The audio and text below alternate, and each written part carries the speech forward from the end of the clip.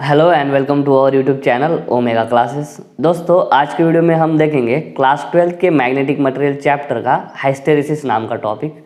बहुत ही छोटा सा है और सिंपल है समझने में। इस पे थ्योरी क्वेश्चन आएगा, ठीक है। तो इससे पहले हमने क्या देखा है, इसके पहले हमने देखा है प्रॉपर्टीज़ मैग्नेटिज्म के। डायमैग्नेटिज्म था, पैरामैग्नेटिज्म था, बाद में फेरोमैग्नेटिज्म था। और फेरोमैग्नेटिज्म में हमने देखा था कि उसका डोमेन स्ट्रक्चर कैसे होता है और फेरोमैग्नेटिक मटेरियल को अगर एक्सटर्नल मैग्नेटिक फील्ड में रखा जाए तो उसके डोमेन स्ट्रक्चर में कैसे चेंजेस आते हैं, ठीक है। और फेरोमैग्नेटिक मटेरियल जो है वो परमानेंट मैग्नेट बनाने में क्यों यूज़ किए जाते हैं, वो सारा हमने पिछली वीडियो में देख लिया था, ठीक है। तो आज की वीडियो में हम देखेंगे हिस्टेरेसिस होता क्या है।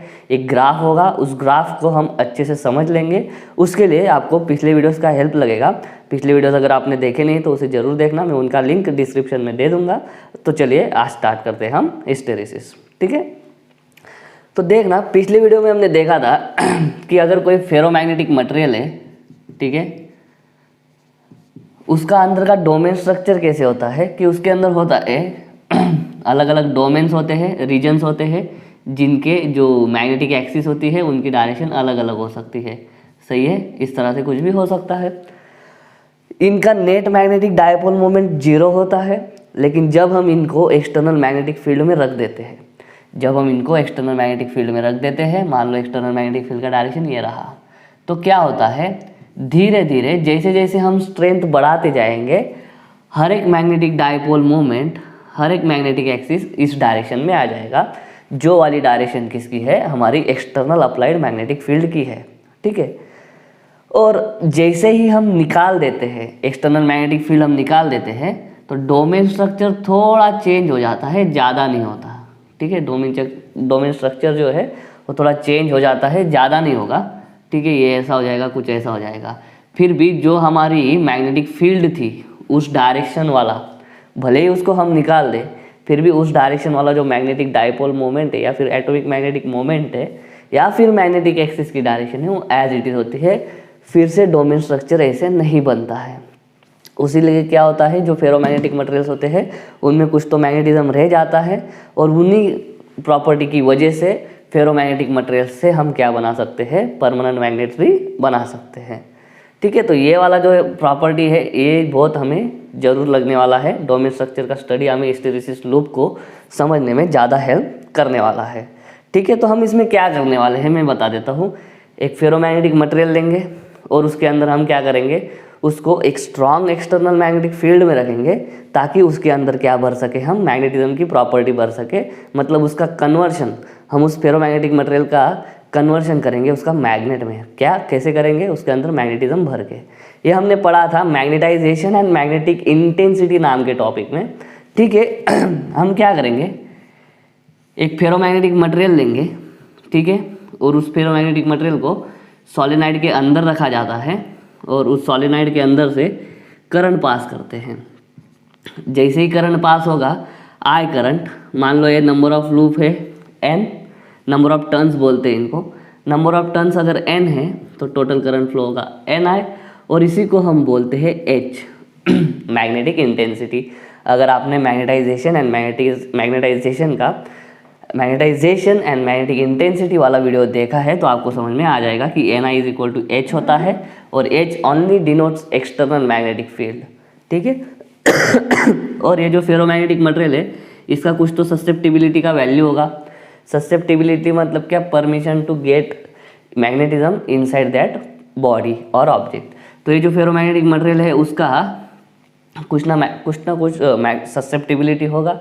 अगर हमें ससेप्टिबिलिटी पता है, मैग्नेटिक फील्ड एक्सटर्नल का पता है, ठीक है, तो हम निकाल सकते हैं कि ये जो फेरोमैग्नेटिक मटेरियल है उसके अंदर का मैग्नेटिक फील्ड कितना होगा।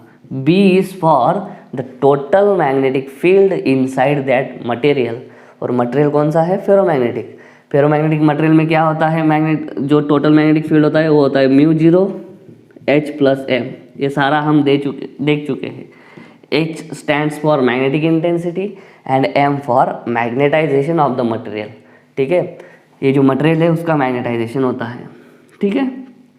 तो ये फॉर्मूला हमें ध्यान में होना चाहिए, ठीक, ओके।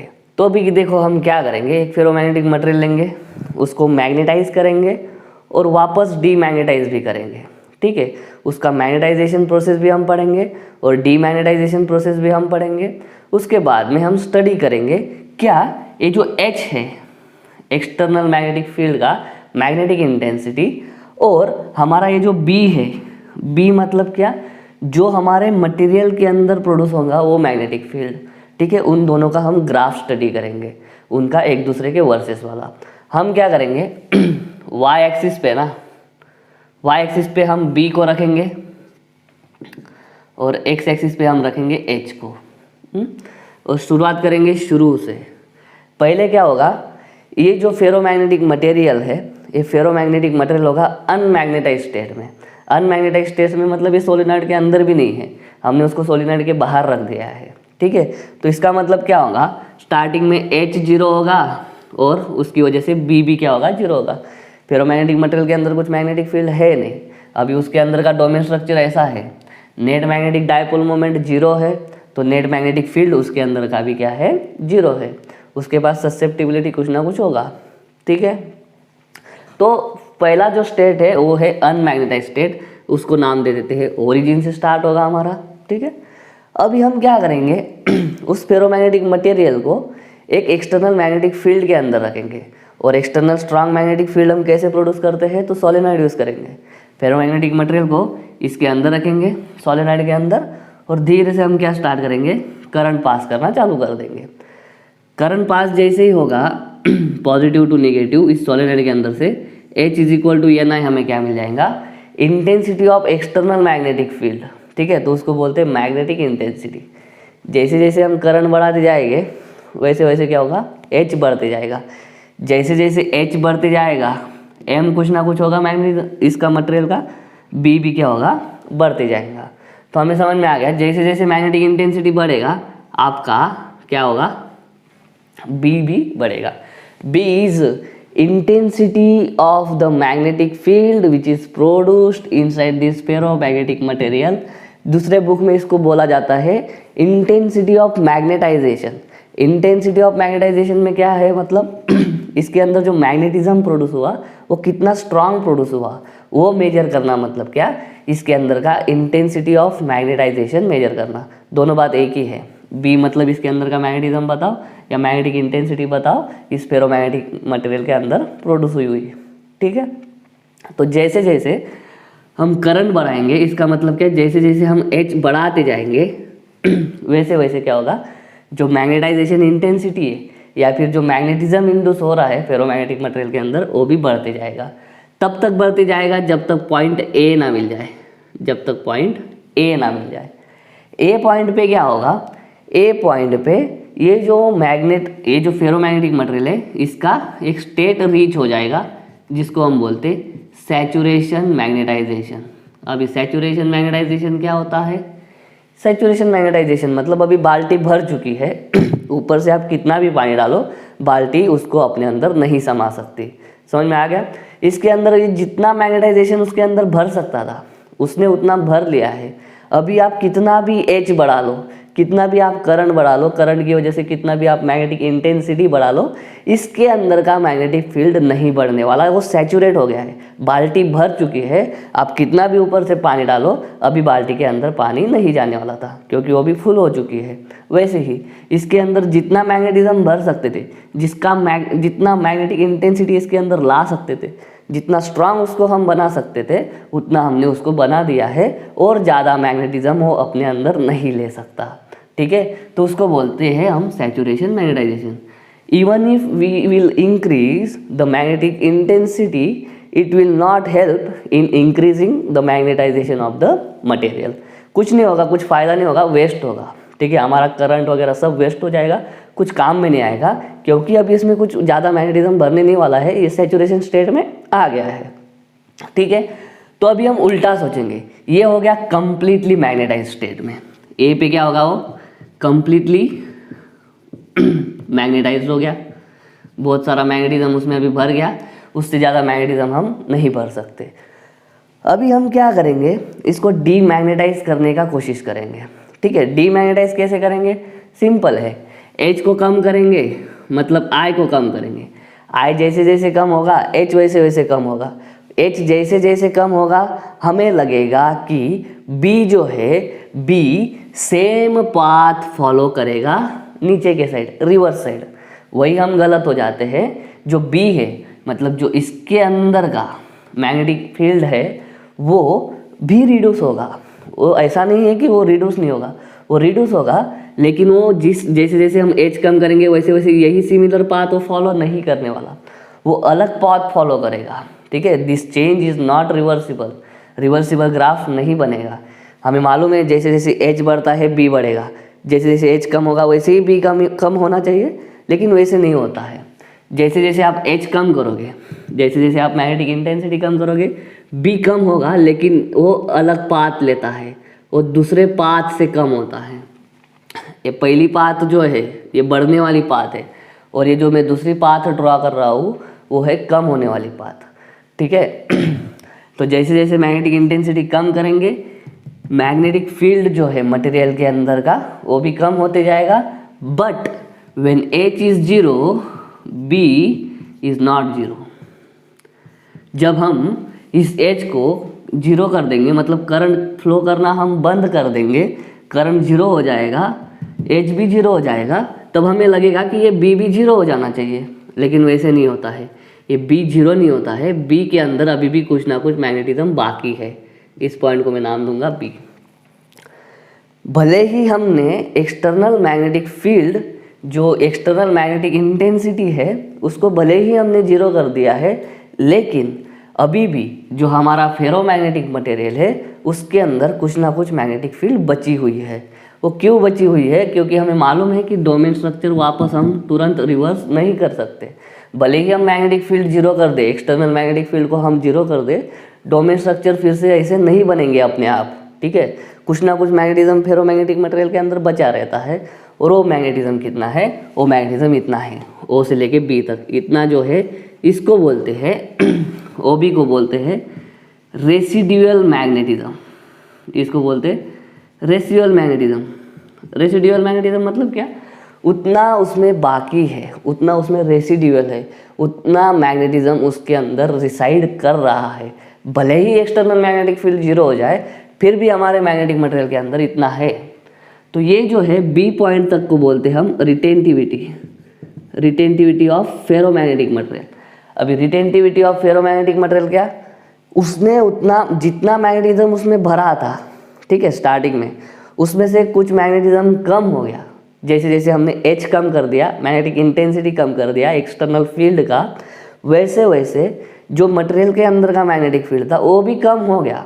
लेकिन जब एक्सटर्नल मैग्नेटिक फील्ड पूरा जीरो हो जाएगा, फिर भी हमारा जो सैंपल है ये फेरोमैग्नेटिक मटेरियल का, उसके अंदर कुछ ना कुछ और रिटेन कर लेगा। जो मैग्नेटिज्म उसके अंदर भरा था पूरा जीरो नहीं हो जाएगा, कुछ ना कुछ मैग्नेटिज्म वो रिटेन कर लेगा। ठीक है, वो कितना रिटेन करेगा? ओ भी जितना। ठीक है, ओ से भी गिन लेंगे कितना। इसको और बोला जाता है रेमानेंस। रेमानेंस मतलब वही मीनिंग है कितना बचा है, या रेसिड्यूअल मैग्नेटिज्म भी बोलते हैं। ठीक है, ये बातें ध्यान में रखना। रेसिड्यूअल मैग्नेटिज्म, रिटेंटिविटी एंड रेमानेंस लिखने में काम आएगा। ठीक है, तो रेसिड्यूअल मैग्नेटिज्म, रिटेंटिविटी और रेमानेंस क्या बोल सकते हैं? The value of magnetic field, the value of magnetic field inside the ferromagnetic material when the external magnetic intensity is made zero. जब आपका एक्सटर्नल मैग्नेटिक इंटेंसिटी आप जीरो बना देते हो, फिर भी जितना मैग्नेटिज्म मटेरियल के अंदर बचता है उसको ही आप बोलोगे रेसिड्यूअल मैग्नेटिज्म और रिटेंटिविटी। ठीक है, रिटेंटिविटी मतलब वो अपोज करता है एक तरीके से, वो कम नहीं होने देना चाहता है। ठीक है, the value of magnetic field inside the ferromagnetic material when the external magnetic field intensity or external magnetic intensity is made zero is called as residual magnetism और retentivity। समझ में आ गया होगा। लेकिन हमें क्या करना है? हमें पूरा जो फेरोमैग्नेटिक सैंपल है उसको डीमैग्नेटाइज करना है। तो अभी हम क्या कर देंगे?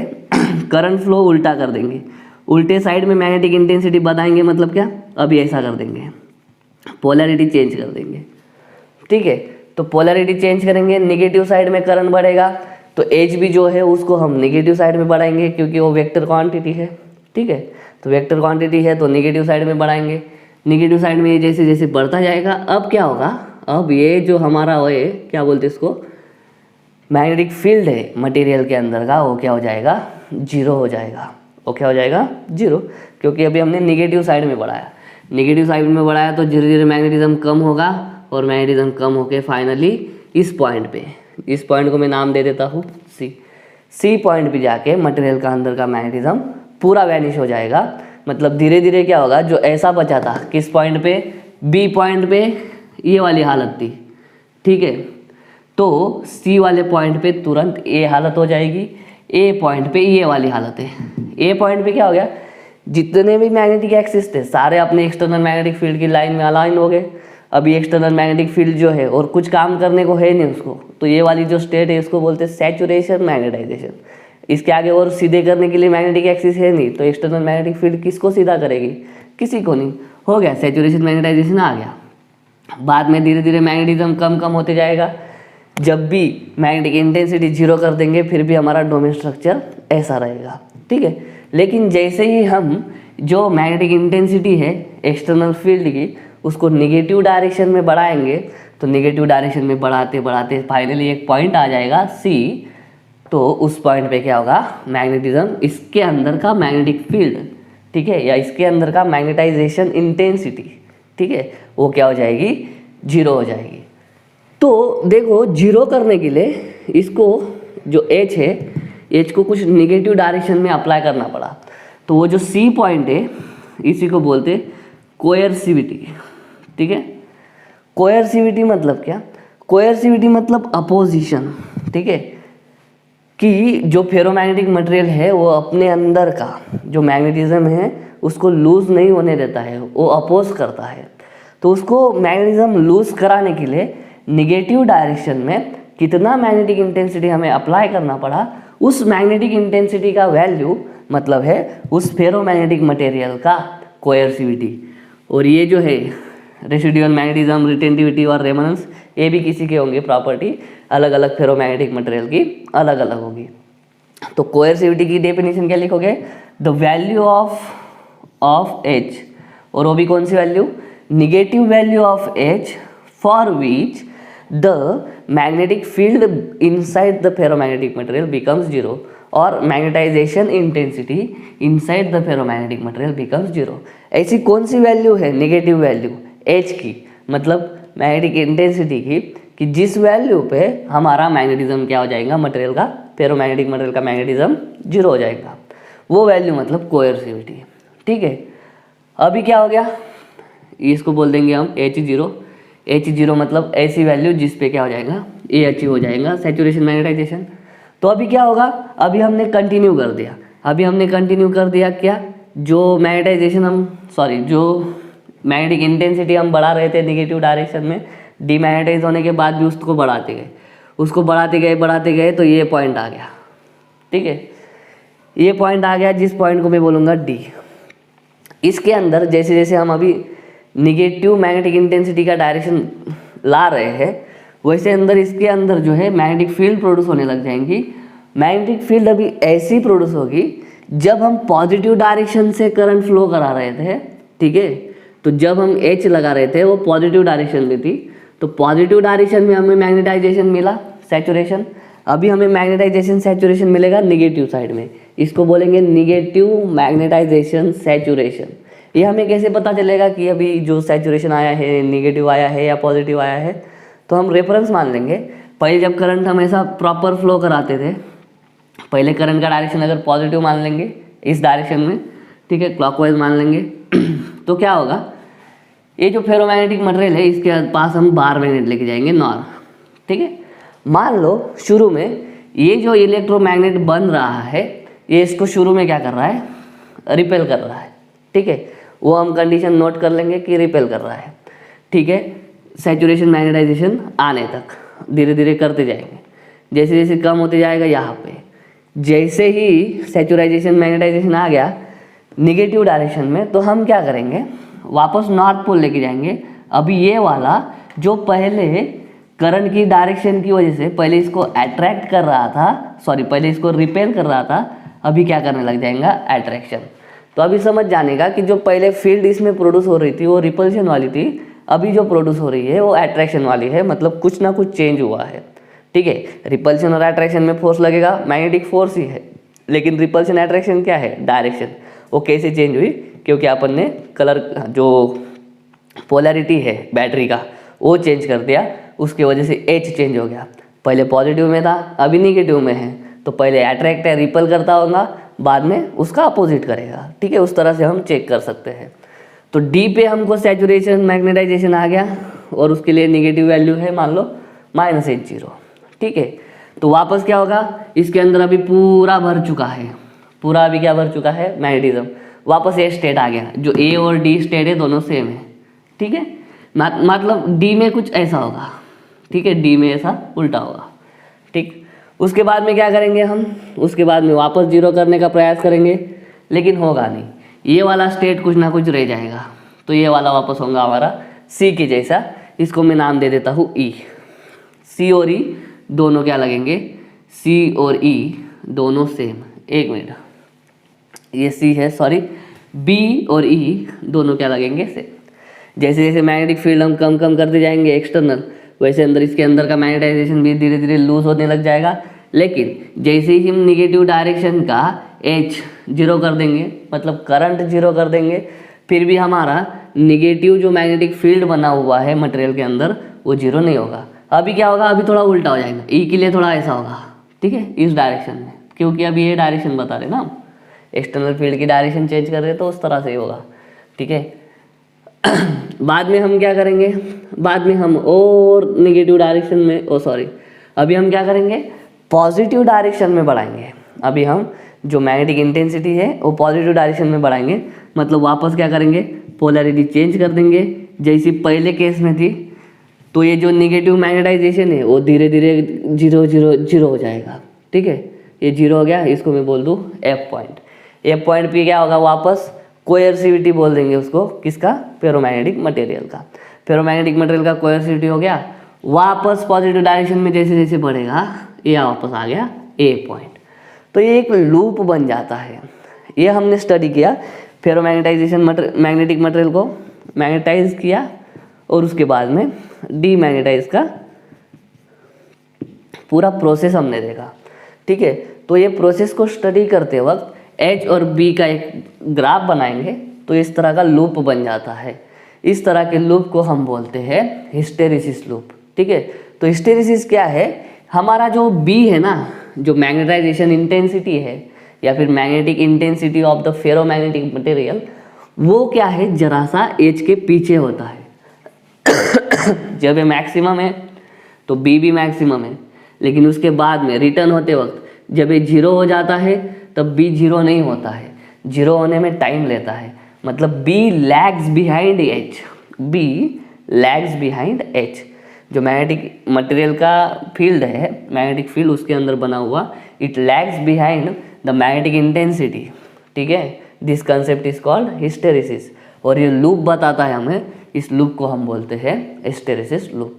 ठीक है, तो उसको ज़्यादा कुछ इसमें है नहीं, बी मतलब रेसिडुअल मैग्नेटिज्म है, मतलब एच जीरो होने पे भी जो कुछ बी बच जाता है, मतलब मैग्नेटिक फील्ड जो कुछ भी बच जाता है मटेरियल के अंदर, उसको हम बोलते हैं बी पॉइंट। और बी पॉइंट क्या होता है, रेसिडुअल मैग्नेटिज्म, रिटेंटिविटी और remanence of the ferromagnetic material. C point तक आने के लिए अपने को क्या करना पड़ता है, मैग्नेटिक इंटेंसिटी का डायरेक्शन अभी निगेटिव करना पड़ता है।